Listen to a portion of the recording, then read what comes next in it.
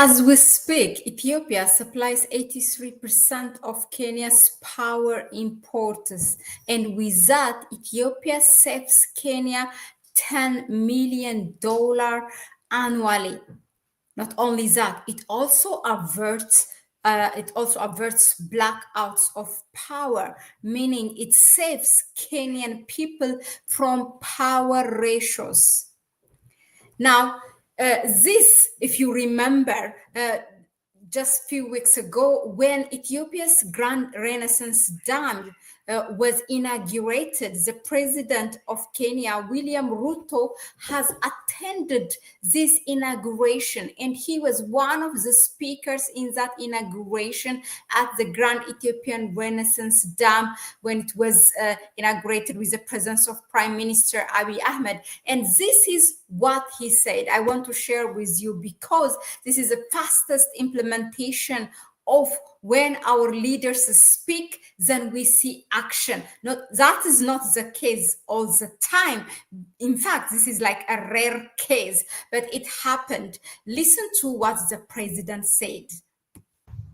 I have already had a conversation with Prime Minister that we will be having an extended conversation on whatever reserve power that is available from this dam. We are ready to sign a power purchase agreement so that we can offtake some of the power from this important dam. Reliability is especially critical for special economic zones, industrial parks, ICT hubs, and agro. Now, let me just stop it there because he also said more things which I am going to come back to it. But now there is this article that came out. So I'm going to dive with statistics and everything about this 83% power import cover or supply by Ethiopia to Kenya. Okay, now unpacking this. So Kenya's electricity import jumped 27.8% in the year June 2025. That means Kenya already has started to buy power from Ethiopia or to import power from Ethiopia back in 2022, and they were increasing and increasing. So finally reaching now in September 2025 that Ethiopia is covering 83% of Kenya's power import, which is saving $10 million annually of Kenya, and also it's saving the Kenyan population from power blackouts. Now, the EPRA noted that imports from Ethiopia are more cost-effective than domestic thermal generation, saving Kenya an estimated $10 million annually. Now, that is a huge thing. This is also the bigger picture. It's implementation of the African Continental Free Trade Area. This is what it is encouraging for African countries, member states of the African Union, to do trade, to make transactions amongst these member states instead of African countries doing transaction with Europe or the Far East or Asia or anything for goods that are available, goods, services, and also movement of people. That's what the African Continental Free Trade Area encourages. So when this happens, so you have to imagine there is also an infrastructure development between Ethiopia and Kenya, because to do this, definitely, roads have to be built, and movement of people as well will be there more than or better than what it was before. So I'm going to read the article for you. So Ethiopia has emerged as Kenya's primary source of imported electricity, supplying 83% of the country's total power imports in the year June 2025, underscoring Addis Abeba's growing role in regional energy security. Our source for this is Addis Standard. According to Kenya's capital FM, which is a newspaper, Ethiopia supplied 1,274.42 gigawatt per hour of electricity during the period, far outpacing contributions from Uganda which was 225.64 and Tanzania at 33.79. Now, overall, Kenya's electricity imports jumped 27.8% compared to the previous year that it was importing from Ethiopia.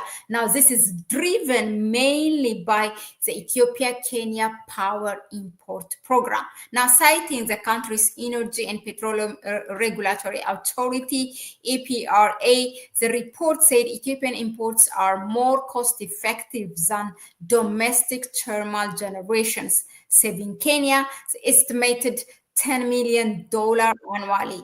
The imports have also strengthened grid stability, helping the country avert power rationing and blackouts during periods of high demand. By mid-2025, Kenya's electricity imports had already reached 751.95 gigawatts per hour, almost double the 419.13 recorded during the same period in 2024.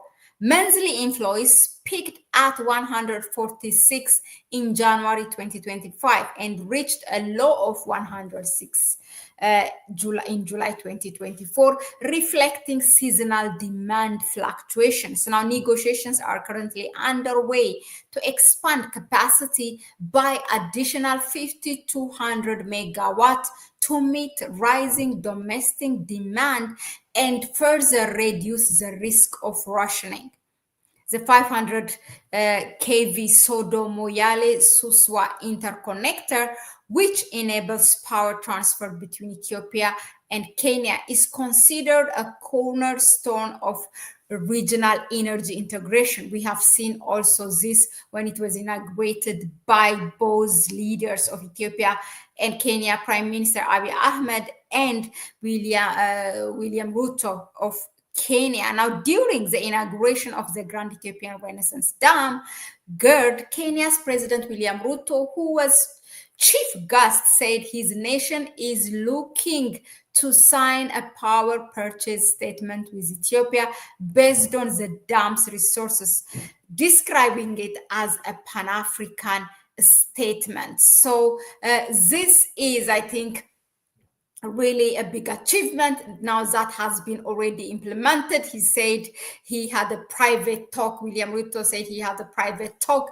with Prime Minister Abiy Ahmed, in which in their conversations they talked about extension of power supply, and he asked there publicly, President Ruto, to Ethiopia's prime minister that if any reservation power there is, Kenya is willing to buy more power from Ethiopia. So that is what we are seeing here. Now, already an importer of Ethiopia's electricity, Ruto said Kenya is seeking to address its domestic power deficit.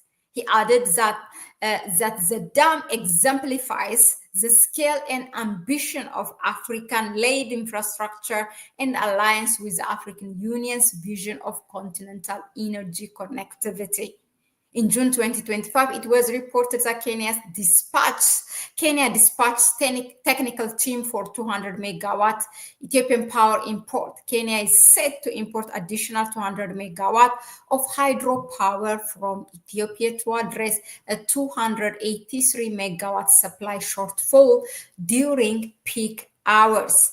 As a technical team from Kenya Power and the Ministry of Energy travels to Addis Ababa to negotiate an expanded power purchase agreement. So now that's exactly what we have seen in here. So yeah, this is really a good news. First of all, the Grand Ethiopian Renaissance Dam, literally it brings light to those in the dark households. It encourages also, it brings it make development, meaning without power you cannot really build anything, with be it hospital, education, any center. I mean, we need the power even to bring investors to build your own manufacturing industries. You need power, otherwise investors cannot step in your market. So I mean, whatever amount of natural resources you have to have a power for them to be able, to manufacture it and to process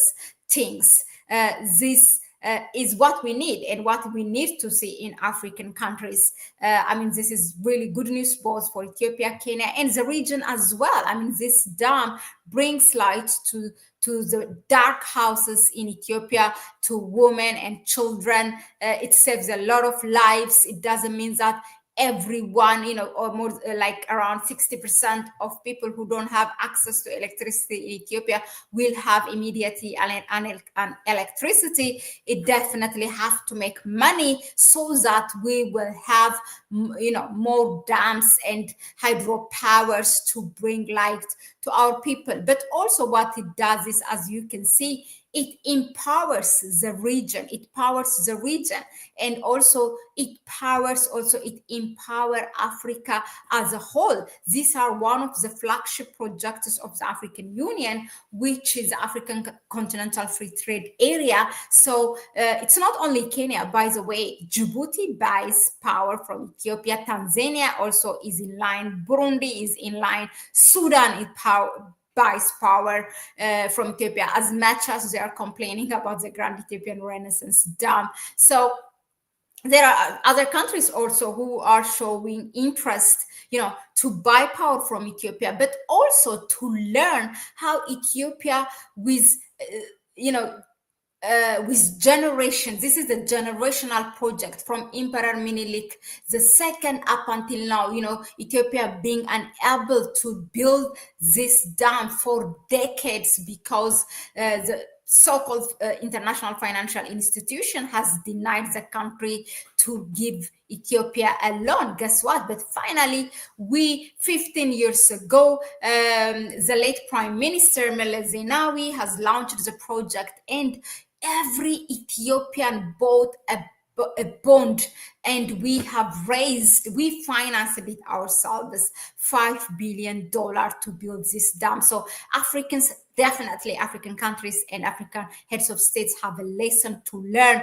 And this kind of national projects are not just one leader's project. They have to be a generational project. If one leader, prime minister or president cannot finish it, and next one can finish it, meaning that it shouldn't be something associated with that leader. You understand? It's a national project, and you cannot jeopardize just because in whatever way you took power from your predecessor and you want to destroy all these things, including a national project. So this is what Ethiopia defied, that we can build a national project like generationally, regardless of whatever ideology our leaders were following. They stick to this principle that we have to build the dam because it is a national project, because it's beneficial to Ethiopian people and also to the continent and also to the region.